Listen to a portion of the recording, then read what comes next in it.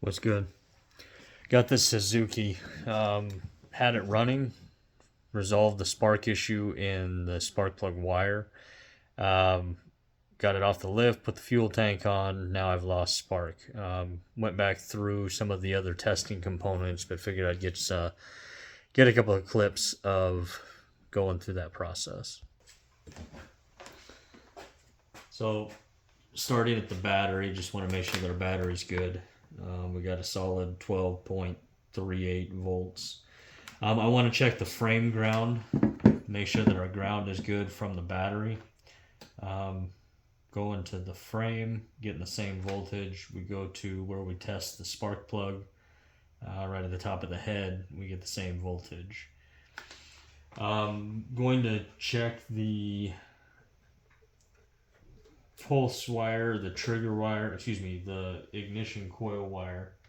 Make sure that we have continuity to that. Let's flip these, I suppose. So power source to this wire is good. Checking for continuity on the ground, making sure that the coil is grounding appropriately. We show zero resistance from the coil ground to the negative of the battery. Have the same zero resistance on the head, so our ground is good. Next thing that I want to check here is the voltage. And this is a little bit higher due to the step up. Right now we're showing 0. Turn the key on, we still have 0. Run stop switch and we get our voltage to the coil.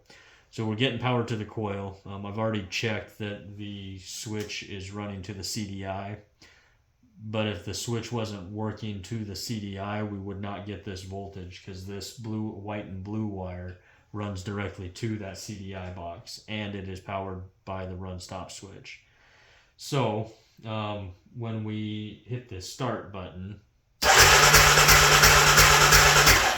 we're not getting the 0 voltage that would trigger a pulse to the coil to send spark. So I think that's part of the issue here. We'll go ahead and, with everything connected as it is, check our spark on the plug. Still no spark at the plug. When we run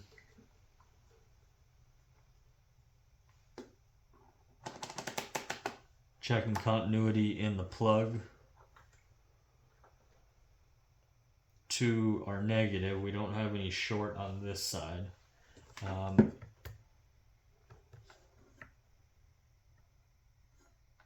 And if I get a good connection in the plug, in the boot, we have typical resistance within the service manual spec of going through the coil and the resistance in the spark plug boot itself.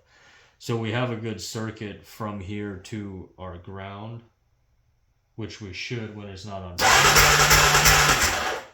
When we switch this to our voltage, we get a 0.2, 0.4, which is not obviously enough to issue a spark. We check for continuity through the plug wire. This is where we had an issue before.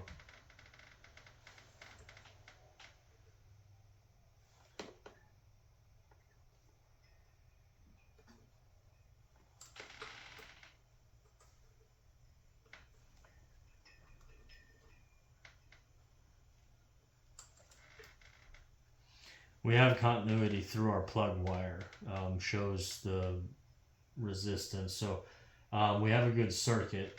It somehow is just not getting the appropriate power output. The voltage isn't good. So when I put this back up here,